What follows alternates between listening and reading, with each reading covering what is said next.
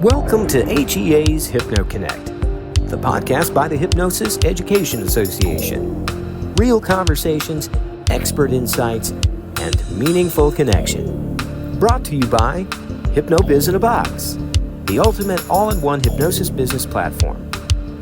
Let's get to it. Well, I'd love to say my husband's here, but he's actually not. So you're just getting Melanie McCool, president, and Tim Fox today. Hello and welcome, Tim. We are so thrilled to have you today. I'm excited to be here. Thank you, Melanie. Yeah, I am really interested in what you have to share. And I was just in a session that was only about 35 minutes on a topic that might be similar. And I came back to use that with my clients. Nice. And I have been actually just kind of like knocking phobias out of the park with it. It's pretty wild. So I'm really excited about what you have to share. And I'm sure you'll have some practical things for our members and those who are interested in hypnosis, who might think that hypnosis has to be one way or another. So thank you so much for being here today.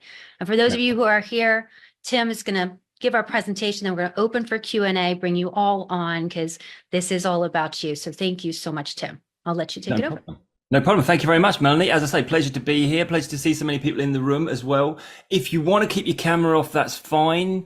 If you want to put your camera on as well, that'd be awesome, because then I can see some faces rather than just some still shots and some names on the screen.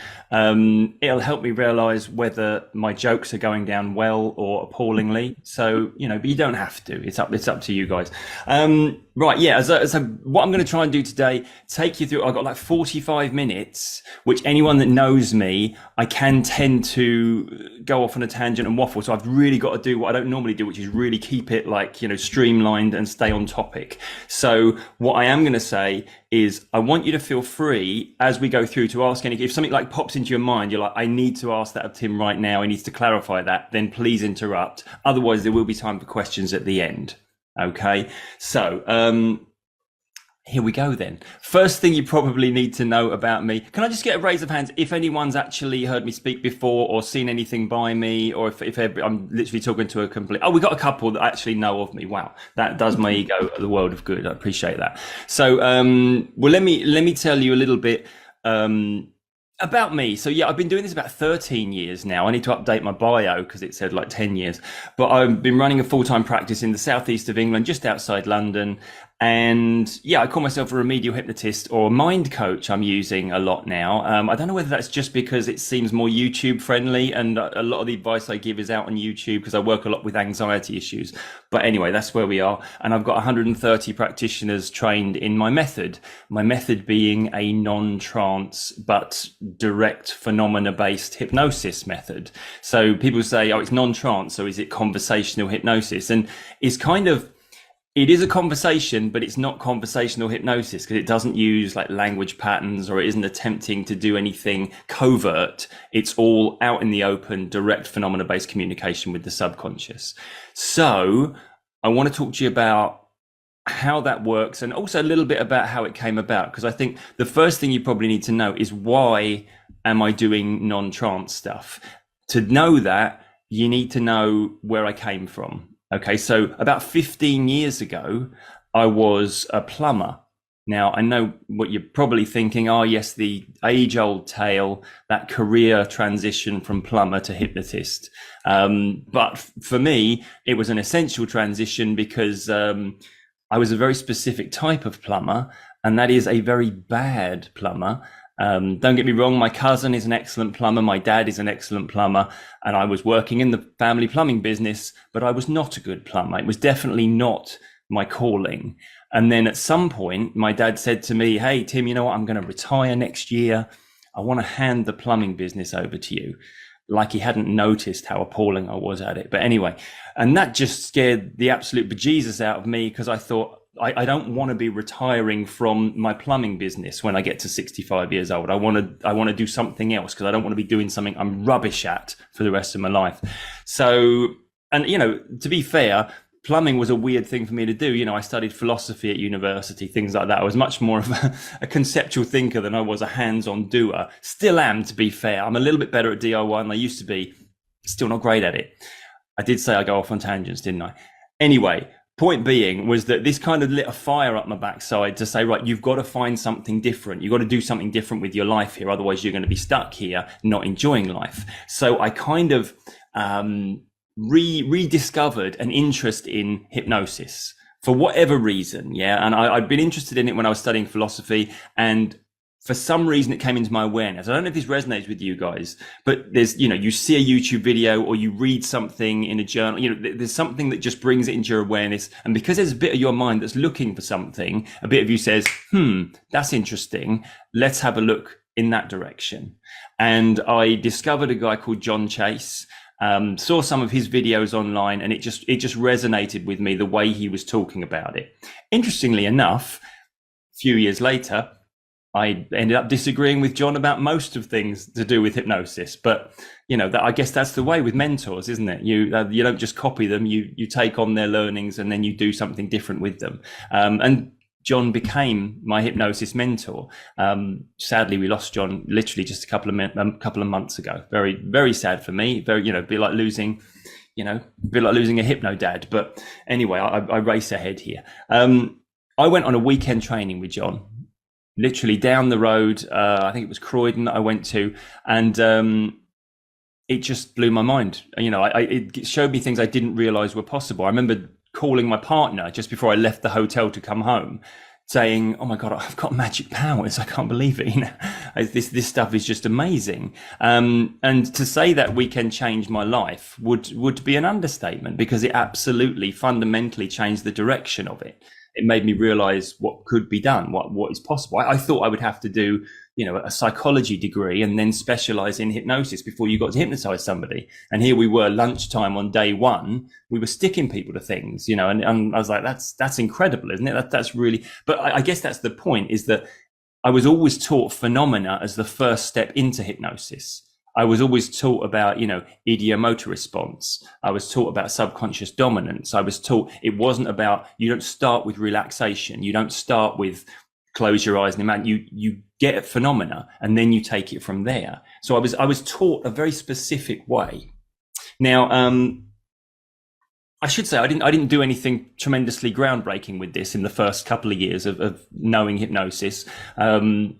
I didn't do anything therapeutic with it. I had a friend called Gemma who I would practice my new hypnosis skills on. She liked the experience of being hypnotized. I liked the experience of being the hypnotist. And we would just, stick her hand to the table, get her to forget her name, that sort of stuff. I think the same year I learned some magic tricks. I learned how to juggle. It wasn't really, it wasn't the high, I don't know, what would you call it? Like the deep stuff. Yeah. But then she asked me, she said, "Tim, why don't you do something useful with this?" And this was actually at a time when she was, we were sitting in the pub and she had her hand stuck to the table. And my response to that question was, "I believe I am doing something useful with it, Gemma," as you try and lift your hand now. But her point was, no, she said, I'm getting married in a couple of months, as you know, and I don't want to be wearing false nails because they're uncomfortable. But the problem is I bite my nails really, really badly. And I could see her nails when they're on, and when somebody's bitten their nails to the point where they don't look like they should anymore, they're gnawed back to the quick. And that's what the state her nails were in. And I said, "Look, I don't know how to do anything like that. I wouldn't know how to go about it. Probably it would be unethical to even try, wouldn't it? So let's have a go then, shall we?" And just for right or wrong, I just thought, well, let's see what happens. So I just did it the way I'd been taught to do hypnosis. You hypnotize somebody, you tell them, I told her that she doesn't bite her nails anymore. And when you open your eyes, all that sort of thing. I was wide awake. She looked at me and she said, "Well, that didn't work, did it?" I was like, "No, probably not. Let's just forget all about this, shall we? Let's never speak of this again." But then a couple of weeks later, she was round our house and she came up to me and she said, "Oh, I forgot to tell you, by the way, Tim, all my nails have grown back." I said, "I haven't touched them since we did the session." And I was like, brains on the floor moment. I remember having to leave the room because I felt like I was going to burst into tears. And I think probably that was the moment when learning to stick people to tables and wanting to do something therapeutic with this kind of collided. And there's that the sun shone through the window in a different way on me and all that sort of thing. And I just thought, right, that's what I should be doing. So it wasn't just escaping the horrific plumbing business I'd ended up in, but now it was actually having a purpose to move forward with. And as a result, I worked very, very, very hard to start a business, to actually make it my living. Because obviously, as you can imagine, it's fairly easy to make a living as a plumber because the world needs plumbers. Everyone needs their water supply maintained. You've never heard somebody say, you know what, come rain or shine, come boom or bust, the world will always need hypnotists. Yeah, nobody says that because that's not generally the attitude of people. So to change from plumbing to hypnosis, I had to make it work. I couldn't just, I had to provide a full-time income. So that's what I did. And the thing about it is, when you work really hard at something and you suddenly it becomes your business, you notice the areas of it that you don't feel are necessary. You notice the areas of it that you feel are redundant and have you working harder than you need to. And I kind of fell out of love with the trance process very quickly, because the first thing I'd learned about hypnosis from John, the first thing I ever did, I did a hand lock, stuck someone's hands together, and they weren't in a trance. They weren't eyes closed. They weren't relaxed. They were just saying, this is really weird. I can't take my hands apart right now. Okay. So there was a bit of me that was like, what's all the trance stuff about then? And I get you probably sitting there as hypnotists just saying, yeah, but Tim, everything is a state of trance. We go from different states of trance. That was a trance. Yeah, I get what you're saying, but I'm talking about not using the formal eyes closed, you are going into hypnosis, hypnotic trance side of it. Okay. Before you try and get me on a technicality here. Yeah. So the point being, I got very busy, was doing a lot of sessions, and the trance stuff was starting to become, I don't know, I didn't feel it was necessary. Okay. Now, there are three main reasons, though, why I decided to abandon trance completely, roughly 2 years in. Okay. The first one was I got really, really tired of people doing this thing where they open their eyes at the end of the session and they say one of two things. They either say, I don't know if I was hypnotized or not because I could hear everything you were saying. As if that would be a bad thing. Or they might say, I don't know if I was hypnotized or not because I don't remember any of it. I think I just fell asleep. Yeah, there wasn't every session, but I got tired of having to manage people's expectations of what they thought they were going to experience in hypnotic trance. Yeah, especially as I don't know what the hell they're meant to experience in a hypnotic trance because everyone's different, aren't they? So how can I give you a categorical answer except to say, look, whatever you're experiencing is probably right, whilst at the same time thinking, and yet probably unnecessary. Yeah. So that got a little bit tiring for me. Talking of tiring, that was the main thing here. The fact I was having to do protracted, drawn out trance sessions, relaxy, deeper and deeper, etc., etc. And there's a bit of me during that process thinking, I don't think this is necessary. I think this is redundant. I think we can get access to your subconscious very quickly, very easily. And maybe what we're doing here is just doing a bit of pantomime and a bit of ritual. Now, there's nothing wrong with a bit of ritual. I realize it can serve us. It can be in our favor, can't it? That's part of the process of it in terms of the expectations of the client being met. And, they want the trance experience. I get all of that. I get all of those arguments totally. But of course, when the ritual is no longer serving us, then it becomes a problem. It's no longer helping us. It's becoming the hindrance. And I'll tell you something right now. I was seeing clients 5 days a week all day. And I recognized at some point that if I had to do this for the rest of my career, this was how I have to run a therapeutic practice for the rest of my career. In about a year's time, I'm going to be looking to do something different. I'm going to be looking for a different profession. Yeah, it wasn't the talking to people about anxiety, depression, self-esteem, all that sort of stuff. It was the actual ritual part of the hypnosis process that was draining me. Yeah. So that's why I sort of, abandoned it. But the other reason, and probably the most important reason why I got rid of the trance process, is because it is disempowering to the client. Now, this might be a bit, I think this is the problem for us hypnotherapists, is that every form of therapy and every therapist at some point in their conversation with their clients is going to say, it's about you making the changes, not me. Or, a good therapist that recognizes what we're here to do. Yeah, we want to make sure the client is empowered when they're finished. I can do I can take on whatever challenges arise now. I'm not simply a leaf on the breeze. I have agency. That's the point of it. And yet then we do okay, lay on the couch, close your eyes, drift off to sleep. When you wake up, everything will be fixed. Yeah. So it doesn't matter how much we say it's about empowering you, the client. We then do something that directly counteracts that is not congruent with that spiel, if you like, because we then do something to the client. And I know we're saying, no, we're just guiding you and it's your mind doing it. I get all of that. But if we're encouraging them to drift into a trance where their subconscious is doing it and not their conscious, then we're kind of suggesting that we're doing something to them that they're not in control of, but they trust us to do to them. A bit like when we go for surgery or something, and the surgeon puts us out, but we're happy with that because they're going to fix us in some way. So I wanted to work in a way that I felt, was empowering for the client. Yeah. If that makes sense. Right. So what I want to do, I'm just going to share my screen. And again, it's just, Melanie made the point, is this just so that you can keep on track, Tim? And I think it might be. I'm just going to use a little bit of, if I can find the PowerPoint. Okay, so you can see that big ominous logo there. Everyone can see that, yeah? Okay, right. Why no trance? That's what I've explained. Right, how can we work without trance then? Right, I think to work without trance, you need to let go of 3 ideas that I certainly felt I was given as like presuppositions a little bit of hypnosis in the early days, or certainly I've heard them as presuppositions or just like assertions. Okay. First thing I think we need to let go of the idea that hypnosis is the cure. Yeah. That it's the hypnosis that's doing the good stuff here. Yeah. Now I saw a talk given by Irving Kirsch back in my early days as a practitioner. And he was talking about, if you don't know how to work with a client for like anxiety, say, without hypnosis, you shouldn't be working with them with hypnosis.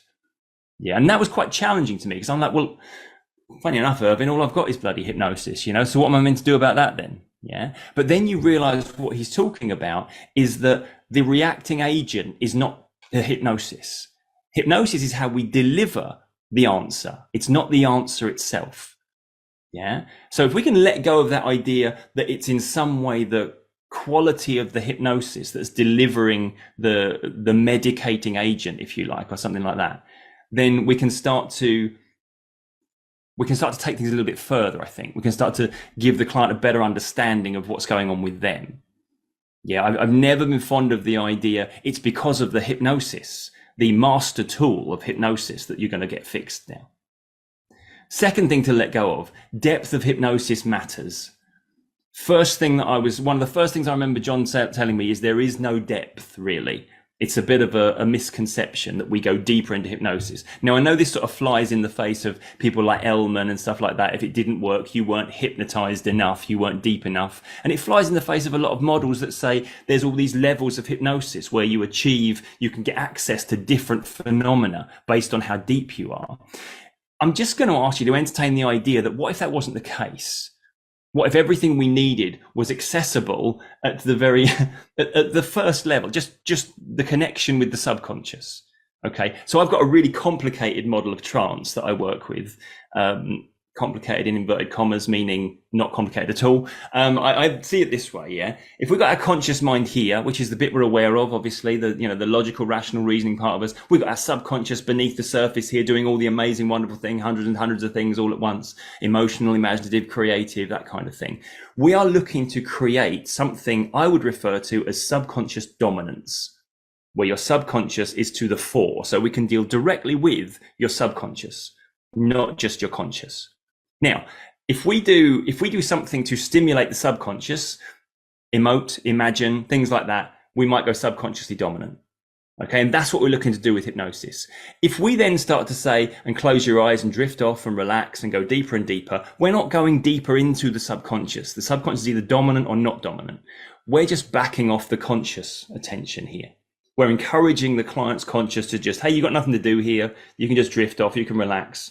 When clients tell us that felt like a really deep session, what they're really telling us, I don't, you know, I think I drifted there. I'm not consciously aware of every moment of that because their conscious has just, you know, gone for a ride somewhere else. Okay.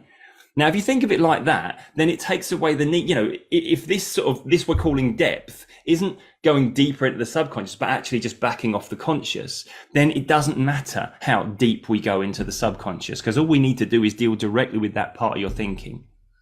Once we've got that, everything else is, you know, redundant, as I'm saying. I should say as well, if anyone's finding any of these ideas challenging or is rejecting them wholesale, then freaking go for it. That's okay for me. You know, I'll tell you what I think, and you know, some people will like it, some people won't. That's the way of life, isn't it? Okay, the final idea I think you need to let go of: the subconscious is all about safety. That came out of nowhere, didn't it? That's a bit like, that's the odd one out there. One of these ideas is doing his own thing.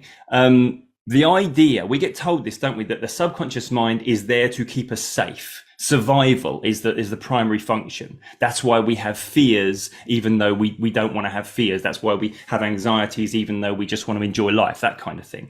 Here's the reason why I think we are better off putting the focus elsewhere.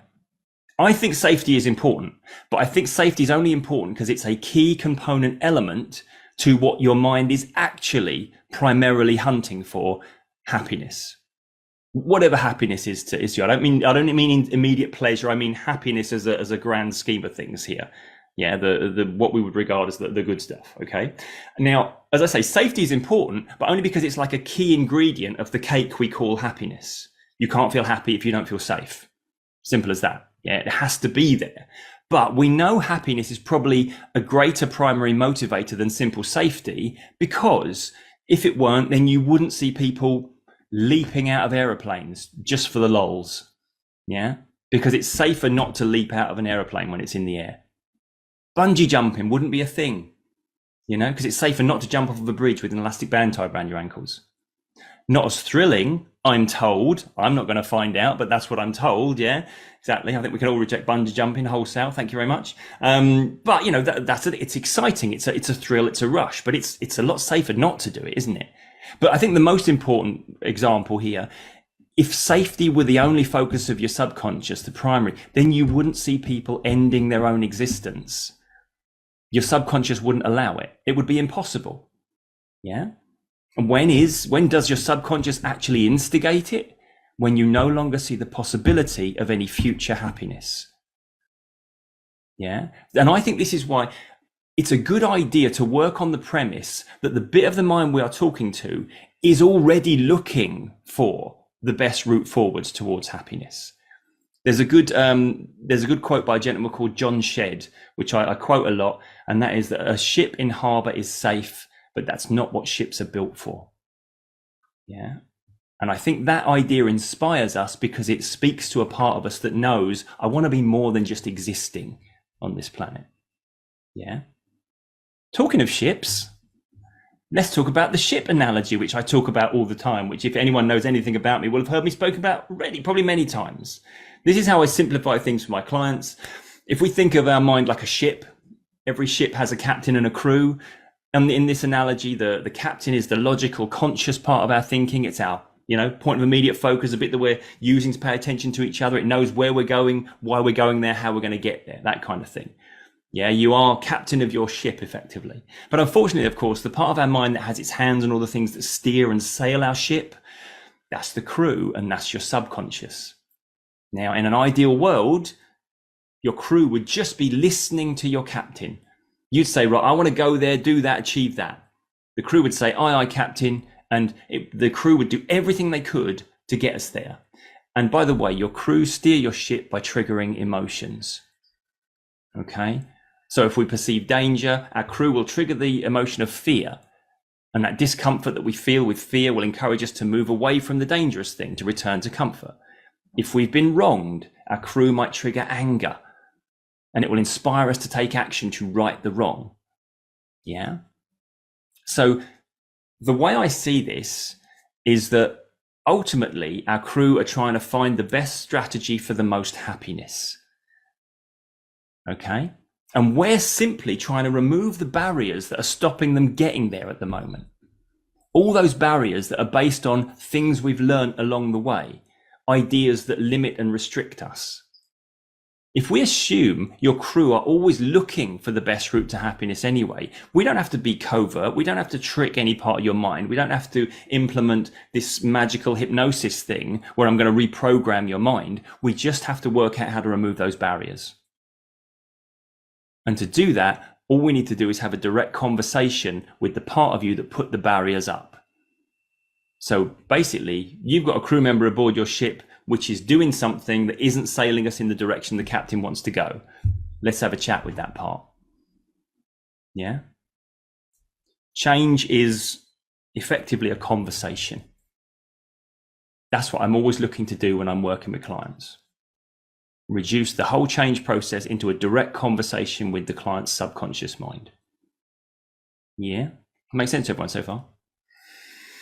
Good stuff, good stuff. Right, so let's come out of that. You're like, that was all you did the PowerPoint for, just to show us a list. Like I say, kept me on track, so. Right, okay. So, but this is called practical ways of working without trance, okay? So let's do some actual things. So do some stuff, yeah? Should we have a go at that? Should we all have a go at that together? I know you're all sort of chilled out. What is it, afternoon for most of you in the States? It's evening time for me here. So, that's why I've got a cup of tea. That's why I've pushed back my dinner for a little bit long, So let's have a go at some stuff then. Right. Who has done idiomotor responses before? Give us a little wave of the hand. Okay. Now, I'm guessing you've probably done them as part of a hypnosis session. You put someone in trance, you can get idiomotor responses. Yeah. Finger movements, were they what they were? Or were they other things? It could be anything, an idiomotor response, couldn't it? Yeah. Could be a little finger. Some people use head nods as an idiomotor response, which I'm not as big on, because I think we do head nods.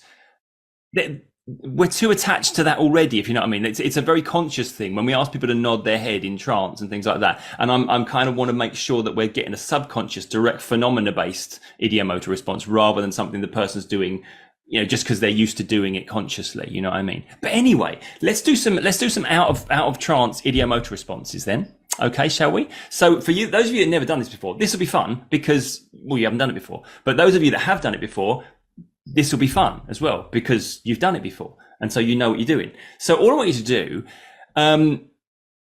your non-dominant hand. So the right-handers, this will be your left hand. For left-handers, this will be your right hand. Now, I know that you probably didn't think I needed to explain what your non-dominant hand was, but you'd be surprised. You get a room full of people, you never know, okay? So I'm right-handed, so I'm going to put my left hand here on my shoulder. And if I can get all of you guys to do that, and this is kind of just so that we can, we can all see each other's hands now, can't we, yeah? So let's do that with our fingers. Yeah, that's us consciously, deliberately wiggling our fingers. We can agree on that, can't we, yeah? Okay, so don't consciously or deliberately move them for the next couple of minutes, because we're going to see if we can get your subconscious mind to move them instead.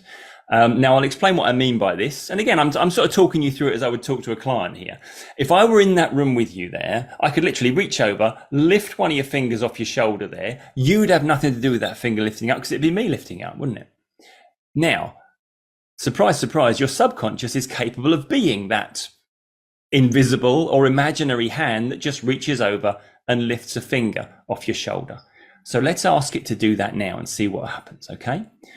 I'm speaking to everyone's subconscious mind now, and I would like your subconscious mind simply to do something very, very simple for us, just to take control, one of the fingers or the thumb of that hand that's resting on your shoulder. When it has complete and independent control of that finger or thumb, I just want it to move it, to lift it, if you like, just as a way of signaling that, hey, I understand, and I'm taking part and getting involved. Okay. Now, sometimes this will start with a feeling. Sometimes there'll be no feeling involved at all, and it will just happen out of nowhere, as if by magic, as it were. This is where we check and see if anyone's subconscious has actually been taking part, paying attention, or is just annoyed by the English bloke. Okay, I think I can see. Kesh, have you got your index finger there moving? You're not doing that consciously or deliberately, are you? Good stuff. Well done. Nice one. Because you've all got one hand free. Give me, because I'm a bit far away here, and I don't even mean because I'm in England. I mean because there's a lot of people on the screen. If you've got any movement, I can see. You've got your index finger moving as well. Yeah, lovely stuff. Well done. And you can raise your hand because I can't necessarily see if you've got your finger moving. Raise it. Oh, Melanie, have you got yours moving? I definitely felt it, and I was like, and then I tried to take my attention away from it because I was like, I don't want to do it on purpose. And when I did, it did. You probably didn't see it. That's okay. Because the more I think about it, of course, then I'm like, oh, don't do it consciously. Don't do it consciously. Yeah, but that's it. It definitely, I felt it. It was wiggly and it did its thing. Good stuff. Good stuff. Right, anyone else raise your hand if you got a little finger movement there? How are we doing? Okay, yep. Toya, you've got one. Good stuff. You're yeah, Joe, you have as well. Good stuff. Well done, everyone. Okay. Now, shake your hands out. Just go, out demon. There we go. Lovely stuff. Well done. Now, so this is, I know this is real simple stuff. This is real sort of day one idiomotor work stuff, but you'd be surprised how how few people do this out of trance. As Melanie described, there's a little bit of this conflict as in, is it conscious, is it subconscious? But you'd be surprised how quickly and easily it is to work out with a client, whether it's conscious or subconscious, and how you get them just let it happen. Just don't get involved consciously. Yeah, you don't have to drift off or be unconscious to be subconsciously dominant. And that's what we're checking for there. So as you guys that use idiomotor responses will know, we get one movement for yes, we get one movement for no, a different finger, something like that. And now I can ask questions and I can find out how I can be of help. I'm a big believer that the first thing about making a change is not simply to put someone in a trance and tell their subconscious what it's going to do. The first thing is about giving that part the means to tell us what's going on. Yeah, to feel heard. Okay. And if that part feels heard, then it's much more likely to be open to new ideas. Okay. So the way that I do the sessions, the way that I work with the client is by deciding where we are at the moment, where we want to be, and what are the barriers in the way that stops us making that natural, hey, this looks better upgrade that we've done thousands and thousands of times in our life. Okay. And then we have a conversation to remove those barriers based on maybe the reasons why we have them there, the things that we learned, why we learned them, why we're still applying them, that kind of stuff. Okay. But if your fingers weren't moving, you're thinking, well, obviously it doesn't work for me. I'll tell you right now, about 9 out of 10 clients that you see will be able to do this without any sort of trance, without eyes closed off the bat. Yeah, in a group environment, it's always a little bit different. I'm always expecting somewhere downwards from 50% of the people to get that in the just the few seconds that we've got there. Okay, but one-to-one, where you've actually been able to chat with the client one-to-one, you've got to build rapport, that sort of thing. About 9 out of 10 people can do it just fine. Okay. But there are other ways of doing it if they can't do it. So for example, for you people that know you're good visualizers, if I can get you to look at my hand, and all I want you all to do now is just imagine there's a ball in my hand, and just raise your hand when you can see the ball. Okay. Cassandra, what color's the ball? I'm going to ask you to unmute yourself there. Sorry. Yellow. Yellow. Okay. Rachel, you saw it as well. What color is the ball? Red. Red. Okay, I'm going to click my fingers, Cassandra and Rachel, and the ball's going to change color. Cassandra, what color is it now? Red. And Rachel? Blue. Blue. I'm going to click my fingers again, and it's going to change to the color that means yes. Cassandra? White. White. Rachel? Purple. Purple. And now the color that means no? Cassandra? Red. Rachel? Yellow. Yellow. Okay, so now we've got a color for yes, a color for no. I can ask questions. Your subconscious changes the color of the ball, and we have a conversation. You weren't just deciding on the color. You were just watching that, looking at that, and the color was changing before your eyes. Correct? Good stuff. Now, hands up if you couldn't see the ball. Is it only me that can't? Oh no, there's one in the corner. Paul, you can't see the ball. Georgia, you can't see the ball. Right, I can't see the ball either. Do you know why that is? Because there's no freaking ball there, because it's not real. Now, I don't understand what people are doing. I'm a non-visualizer. You know, I close my eyes and imagine something. I see the backs of my eyelids. That's it. My mind says, of course you can't see anything, Tim. Your eyes are closed, yeah? But that's how my mind is interpreting these instructions. And everyone's different, as we know. Yeah, so visualizers can do that. But if you were auditory, We could do imagining like songs playing in our head, and get your subconscious to change the channel on the radio to a different song, something like that. If we had, we could use, what is it? Olfactory is smelling, isn't it? Yeah. I had one lady that we were chatting with her. She couldn't do idiomotor responses. She couldn't see an imaginary ball. But she could do smells really well. Because when she was talking about a particular brand of soap we've got in UK called Imperial Leather. Do you have that in USA? Yeah. And she loved, I don't know, well, how did we end up talking about that? I have no idea, but we did anyway, for some reason. There you go. Rapport building skill. Talk about your favorite soap. But anyway, as she was talking about it, she was kind of snipped, she was acting like she could. I said, could you smell that? She said, yeah, it's like it's under my nose. A bit later on, we were talking about family and pets. And she said, I love dogs, but I don't have dogs anymore because I can't stand the smell of wet dog. And obviously in the winter, it's very rainy here. So the house would be stinking of wet dog all the time. And she was turning her nose up as she was saying it. And you could tell she could sort of smell it. Anyway, we did a session where I would ask a question. She'd have her eyes closed. Funnily enough, that's just how she was doing it. And she'd sniff. And if she smelt Imperial Leather soap, that was a yes. If she smelt wet dog, that was a no. Yeah. And that's how we got her to stop smoking, So you'd be surprised how easy it is to work with your subconscious when you have a direct line of communication with it. Yeah. By the way, I tell you, visualizers, right? I don't get you at all, because I'll tell you, right. So I was doing a session once with a group of people, and I used my right hand to put and I said, who can see the ball? And half the room put their hand up. And I was like, oh, hang on. I want to click my fingers, don't I? I'm not so good at clicking my fingers with my left hand. And so I was like, oh, okay, anyway, look, just let me know when you can see the ball. And nobody put their hand up after that. And I was sitting there for about 20 seconds. I was like, can nobody see the ball? And one of them said, well, it's in the other hand, isn't it? I was like, really? That's where we're going with this, aren't we? So yeah, you visualizers, you're weird. I'm just going to say that, right? I think I'm the normal one. That's what I think anyway. Right. Okay. So, have I got time to zip through a couple more slides, Melanie? Have I got, or am we've got time here. Is everybody else keen to listen and learn? I think we're all on. Yes. Okay, absolutely. good. Thank you so much. I appreciate that.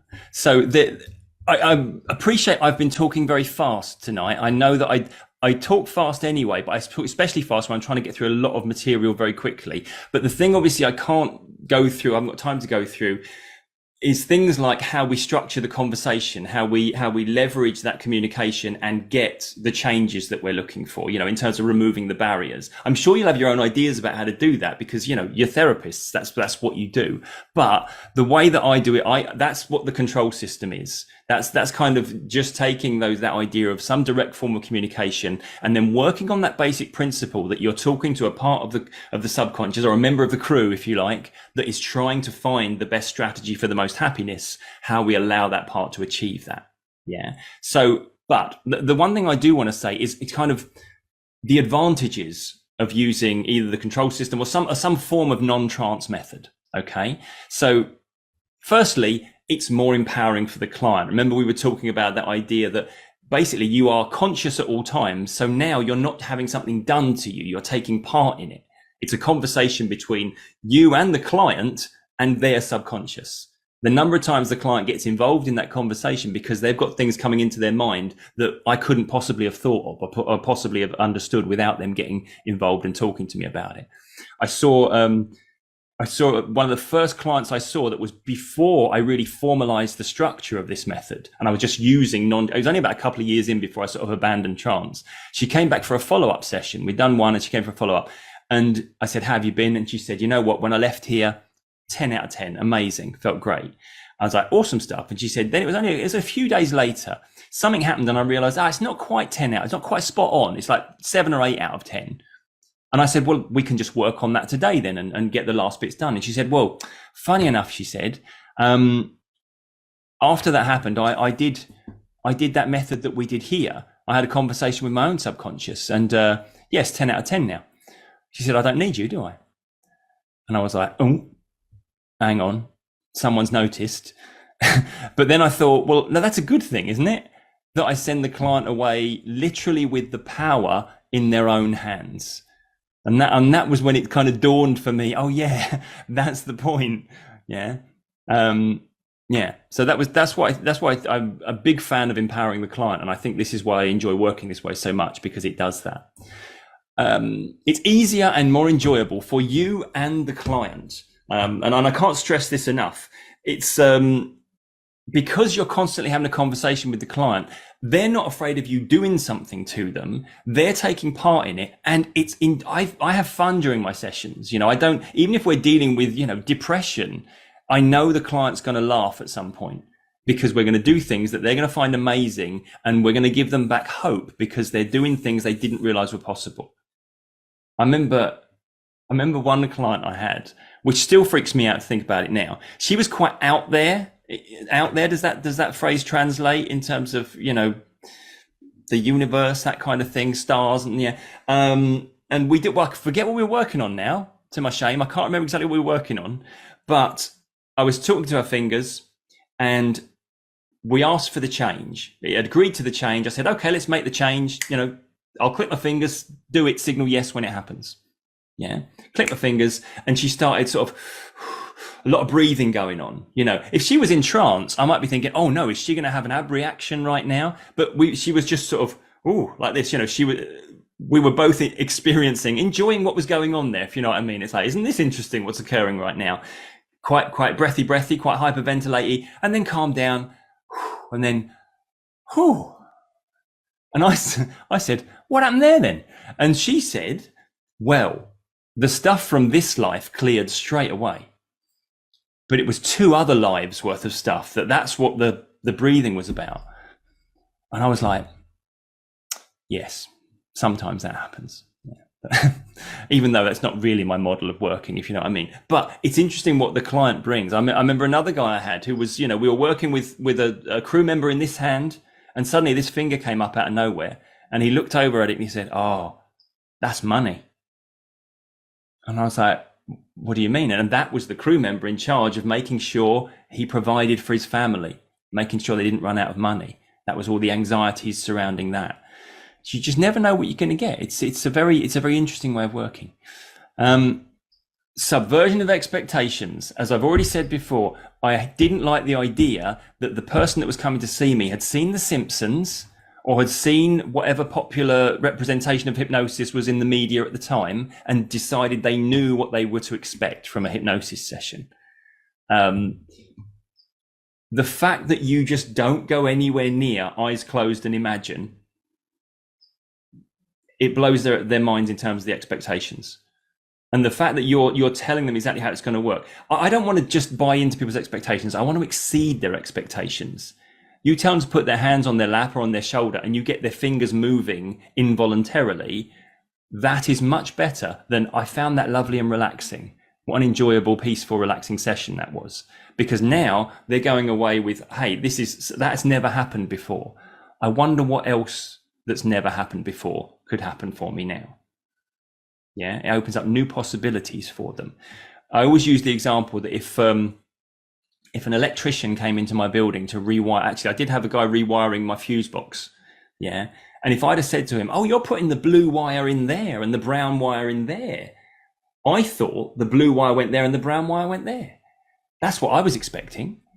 The electrician wouldn't then say, oh, okay, just to meet your expectations of what this experience is going to be for you, I'll put them the other way round. Yeah. Because that would be the expert taking advice from the person who knew bugger all about electrics and screwing up the job completely. So when a client says to me, as they seldom, but sometimes do, oh, I thought you were going to put me to sleep. That's not how it works. Yeah. I'll be like, oh, there you go then. Wouldn't you know it? It was different than you expected. The thing you saw on The Simpsons wasn't actually how it works. Who knew? You know? You don't get it didn't work as a thing either. I used to dislike that on the occasion that, it didn't work, you know, because the way I'm working, we're having a conversation.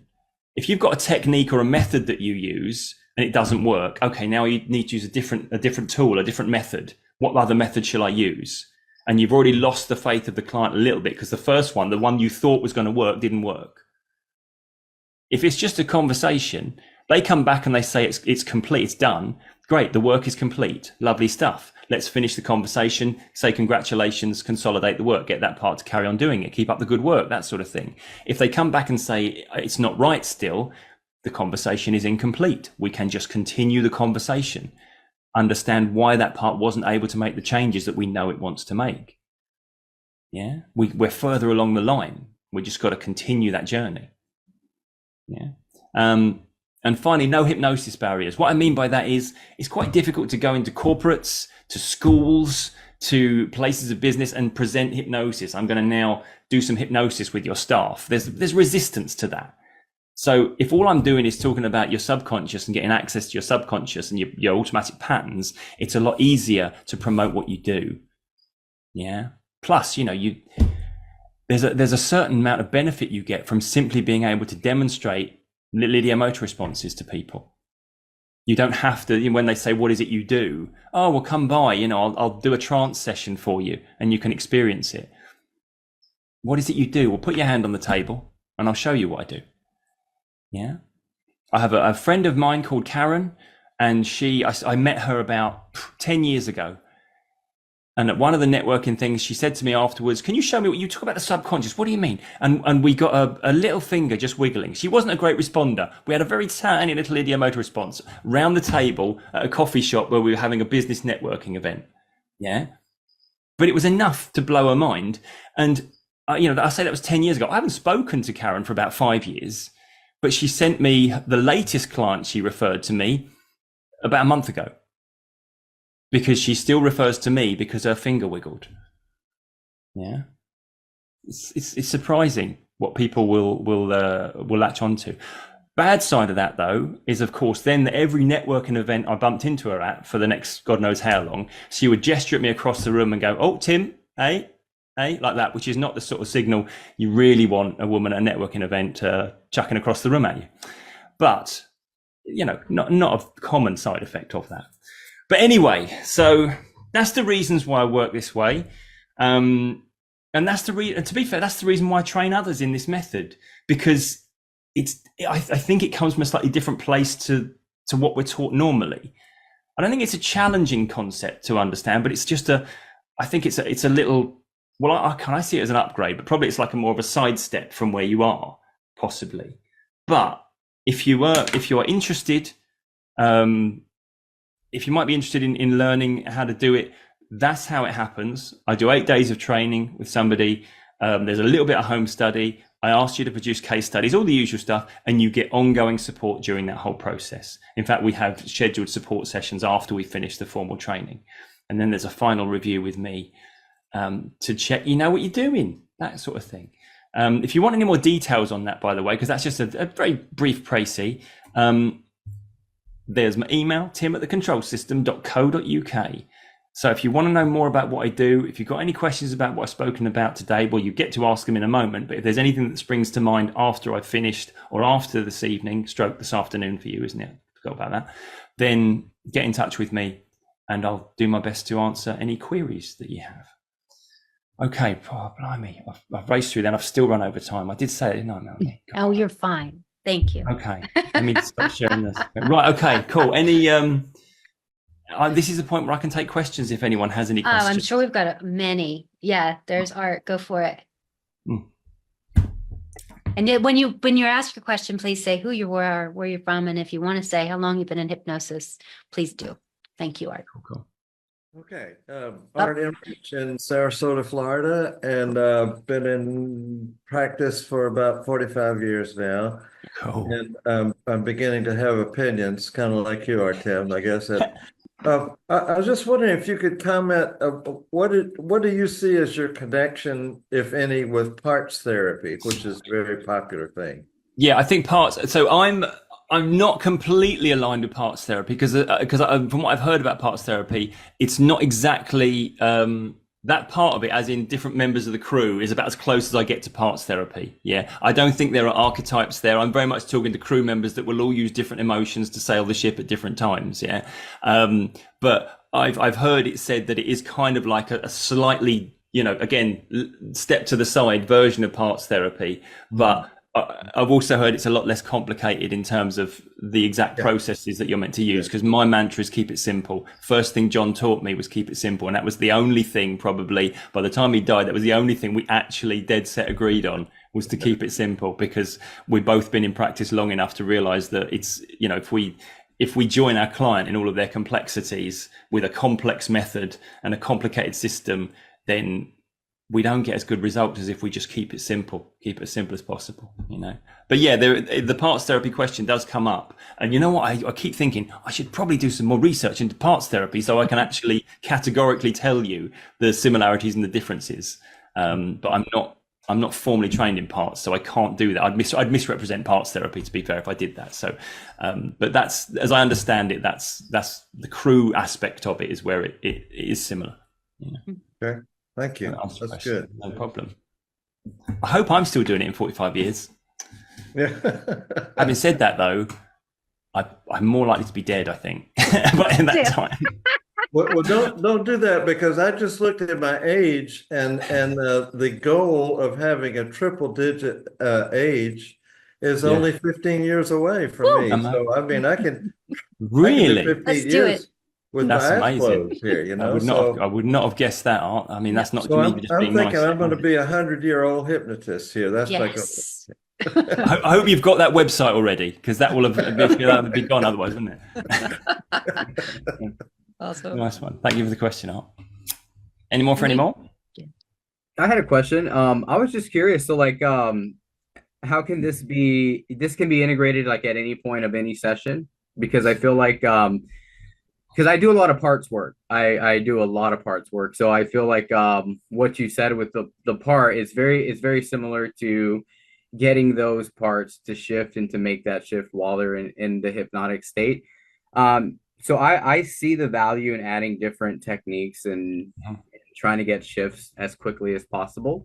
How would like something like this be integrated into integrated, or is it like a one-off? Like let me ask you, Joe, have you ever tried to get those parts to make the shift when not in a hypnotic state? That's exactly what, yeah. So a lot of my intakes, we see shifts happening, right? But it can get a little bit deeper. So that's exactly what I mean. Like, you know, during the intake, right, adding some of this in there to be able to start getting the shifts happening right away. And then so this is I do an initial consultation. Okay. Yeah, that is kind of, I do it as a free, just hey, let's meet. I've got a kind of, you know, you get some irrational bees in your bonnet sometimes, and an irrational bee in my bonnet that I've got is that I don't think I want to charge money if I don't know if I can work with you yet. Yeah, and I don't pretend that I can work with everyone. Not least, you know, not just because, hey, we need to connect, they need to feel that I'm the right therapist for them, but also because not everyone's going to do ideomotor responses on the first go. And I want to make sure you can do them. As I say, 9 out of 10 people can do it fine, but I don't want to take on a client and then in session 1 find, oh no, that thing that I really like doing, I can't do it, because then it's going to put the kibosh on things that I actually want to do. So I always do a consultation, and we inevitably talk through things in terms of what we feel, you know, where we are, where we want to be, what the barriers might be.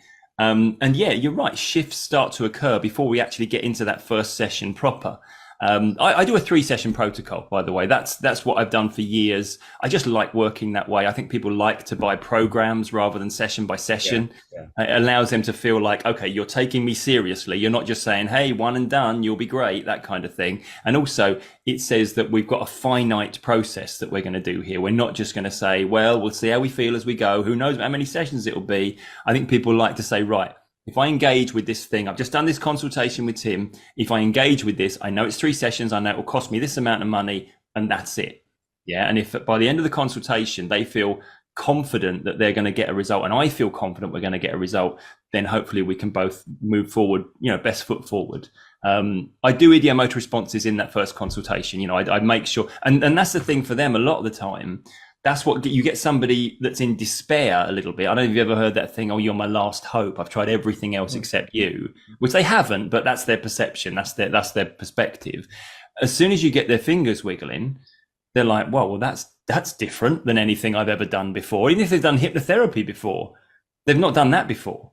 So there's a bit of them saying, right, this is the different thing that I was looking for. This is something that is outside of the realms of what I've experienced before. And the fact that that part of their mind has already engaged just in that first meeting, there's a bit of them saying, oh, I think this gives me hope. Yeah. And a lot of the time you give someone hope back and the lion's share of the work is done, you know? Yeah, I call it the bottle of hope. Bottle of hope. Give them a little bottle of hope, and that's nice. that's all they need. That's it. Nice. I like it. Yeah. Did And that answer the question, my Jen? thought, Joe, as you asked that question, because I was already thinking it before you asked it, not surprising, is that because I do love to learn and then apply. So I've just learned something. So I'm thinking next time I've got somebody and I want to work with parts, I may actually have them do whatever we were doing in trance a little bit and then have them open their eyes and sit there and stare at my pine cone, which is a beautiful statue. And we'll do it with their eyes open and we can Absolutely. play. Like, why wouldn't we? Yeah. This is the thing. I think I the won't good call thing, it the control system because I don't actually know the system, but I can use. no, absolutely. But I can and I the will. thing I would say is that the way I structure it, this is probably more a direct answer to your question, actually, Joe. Yes, you can integrate it into what you already do because it's a very flexible, you can see how flexible it is where just at any point that you're actually talking to your client, you can say, hey, let's have a go at this. Let's do something about this, But at the same time, what I train is a full consultation 3-session protocol. So I do train people from scratch who've never done any hypnosis or hypnotherapy before. And we've got people, that I know Sarah Wellband is on this call. This is her only hypnosis discipline that she knows, and she gets great results with clients. We've got Sarah Jane O'Neill in Ireland who has only got this as a discipline. She was speaking at the Irish Hypnosis Conference this year. So it's a complete system, but at the same time, for you guys that know what you're doing in the trance realm and in everything, all the other methods that you've got, you can dip your toe into it. You can insert it into various bits of session. So I think it's fairly flexible because I think a good method always is, isn't it? Because you've got that X factor in front of you, the other human being. This is what gets me about people when they say we can guarantee 100% results. No, you can't, because you don't know who's going to walk through the door. Yeah. So if you say that, then you believe that you and your technique is a cure-all. And it doesn't matter who comes in front of you, you will sort that out for. And that's not true, is it? Mm-hmm. That it's always about the person in front of you. I think that's why it has to be flexible. Thank Awesome. you. Does anybody else have any questions? No problem. Y'all are amazing. It's good to see your faces today. Thanks for having them on. Thank you. The thought that came to me early on when because you had said, if you find this completely, you're contrary to all of that I'm saying, you can let me know, right? They don't think this is right. And I was actually going to put in the chat, feel free to put any questions you have as he's going in there, because you would think there's a lot of parts of us hypnotists who that you just want to argue a little bit. But the bottom line is we're told, and it's true, your clients don't care what toolbox you're using. They just want the change.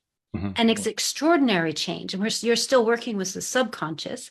The question I might have asked, but I don't need to now, thankfully, is, well, how is this different from coaching? Because obviously it's not. It's very different because you're still working with the subconscious. So as we're going live and we're sharing this video with people who are just interested in hypnosis and haven't had any training, they might be thinking, oh, well, I'm a coach, I'm good, I've got it, Tim says, but that's not what you're doing. This is still deep change work. It's what the client gets extraordinary results fast, and that's the beauty. Exactly. Of what we're This is the doing. thing. I always wanted to be the hypnotist. I was Right, excited hypnotist. about the idea that I would be a hands-on, direct, phenomena-based hypnotist. That's Yes. what I've always wanted to be. And even though I'm not now using eyes closed trance, the way I work is more fulfilling than that, because I am doing direct phenomena work, and we get to do that thing where we blow people's minds. That's what that's my ego. I know that's just that doesn't serve Let anyone. the ego except drive me. you when I it's get that. serving humanity. I think it's Well, okay. exactly. Right? Like, I get that totally, but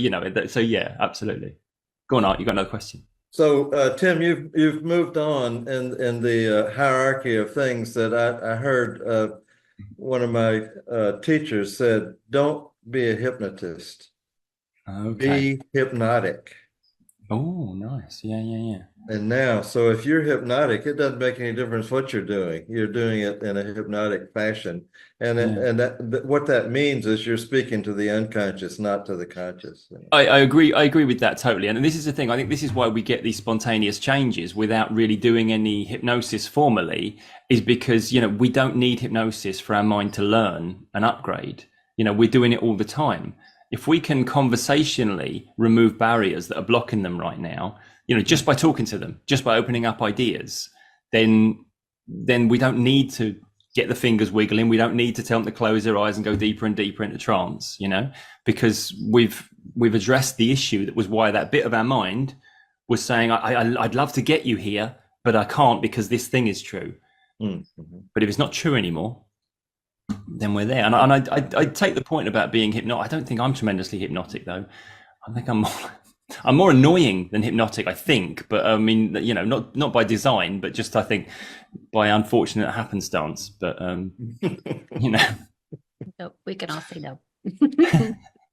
Awesome. Yeah. All right. Well, go ahead, Art. Sorry. I once went to a 2-day course, and I realized after the first day that I was not I shouldn't even be here. And so halfway through the second day, I said, we've spent a lot of time on you telling us 29 different ways to get a client to close their eyes when they're working with you. Why does that make any difference one way or the other? Their eyes are open, their eyes are closed. He said, well, if their eyes are open, it just makes me uncomfortable. So we went in a 2-day course to make him comfortable. That we were learning how to make him comfortable. That's wild. It was amazing. Yeah. I will plant this here. I had a client years ago who, when she opened her eyes, finally at the end, she did manage to close her eyes. She said, Melanie, you just helped me more than 17 years of therapy. Okay. So this is back when I was, having asked her to close her eyes so she could at least access what she was supposed to be accessing. I said, great, next time will you close your eyes? But now I don't care if they close their eyes. I just have them stare at the pine cone. And I just got and just today, I don't think it's coincidence, I got another beautiful testimonial from somebody replying to my newsletter that said, you helped me more than 7 years of therapy to relieve grief and pain. And I think she was another one that I had staring at the pine cone. So it's all good. It all works. How about, why don't I tell you what, Melanie, why don't you try just telling they can look wherever they want? I don't. Yeah, but they can. But in my office, when they're sitting in that chair, you bought that pine cone, so they bloody well better look at it. There is a focus, or they can look. Actually, when I'm working with people for smoking, I actually start it with something that I came up with, the tree that's outside and how the tree's leaves will restore if there's a storm or pollution. And I don't know if you're like the tree, turn inside out, or if the tree's like us, turn outside in, but you're going to restore because you already made the decision to not smoke today. And you're going to see that tree when you close your eyes. 3, 2, 1, boom. They like it.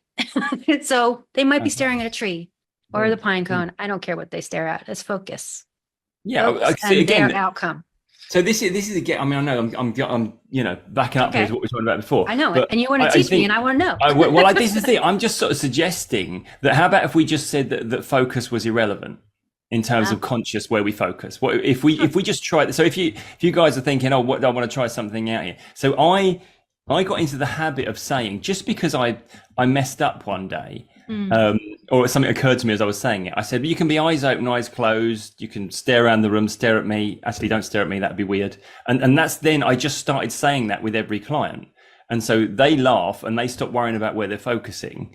And then we just get the fingers moving. And that was the thing. It was like a lot of people do close their eyes when they're doing the ideomotor responses, just because I think it's more comfortable for them, that I think, or whatever, but when I'm working online, I know we did this here so that we could all, not have to move our cameras, but I do them on the desk. So I've got 10 digits rather than 5. And if they did this, that just looks weird to me. And I can't see their face. So I don't know if their eyes are open or closed. I don't know where they're looking, they'll interrupt me at some point. They'll say, oh, what's just come into my mind. But it's not like there's necessarily like I want you to fixate on a certain point or focus on a certain point, because for me it's like what they're doing consciously. I feel like it's part of that redundant stuff that maybe isn't necessary, or that we make necessary by thinking it's necessary. And again, this isn't designed to sort of invalidate people's process, because again, I think as soon as you say, right, focus on this spot, a bit of them saying, here we go, we're going into trance. So it helps them get into the zone that maybe they've been expecting to go into. So it has a purpose, doesn't it? I guess my thing that I talk to people about is, what if it's a philosophy thing to do this, by the way. It's the critical thinking. It's like, what have I assumed that I didn't realize I'd assumed because I learned it so early on that I no longer understand exactly why that thing is true. It just is to me. You know, I no longer think about why it's true. And there's loads of stuff in hypnosis we're taught as a kind of do it this way, do it this way. And you're like, oh, hang on, what if why is that bit then? What if it wasn't necessary? Let's try it without that and see what happens, you know? And I think that's all this method is born from, is saying, what could I strip back? You know, the philosopher Descartes, you know, he did a philosophical exercise of trying to doubt everything that he couldn't categorically prove. And that's where we got I think, therefore I am from. The only thing that he absolutely couldn't doubt was his own existence, because he was thinking about it and he must exist as a thinking being. That's the whole point of that. My point was, well, what have we assumed in a hypnosis process that if we stripped back, would it still be would it still qualify as what we're doing? So, sorry, you pulled my It's chain. okay, and it all comes down to no, thank you. And it all comes down at the end of the day, what does the client want? Yeah. And if it works, and you don't have, they want their result, don't they? Yeah, that's exactly it. Yeah. Brilliant. Well, thank you so much. Can everybody give him a great big thank you?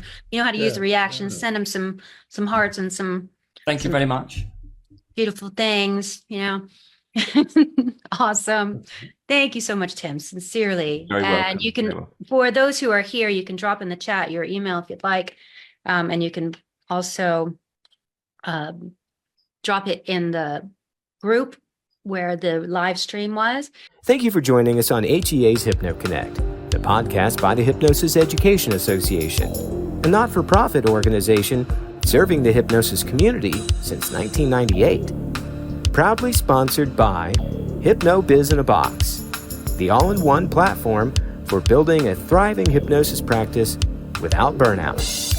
If you enjoyed today's episode, be sure to follow, leave a review, and share it with a fellow hypnotist. Ready to grow with a supportive educational community? Join the HEA today and help us spread the word about the nature, uses, and benefits of hypnosis. Visit us at hypnosiseducationassociation.com.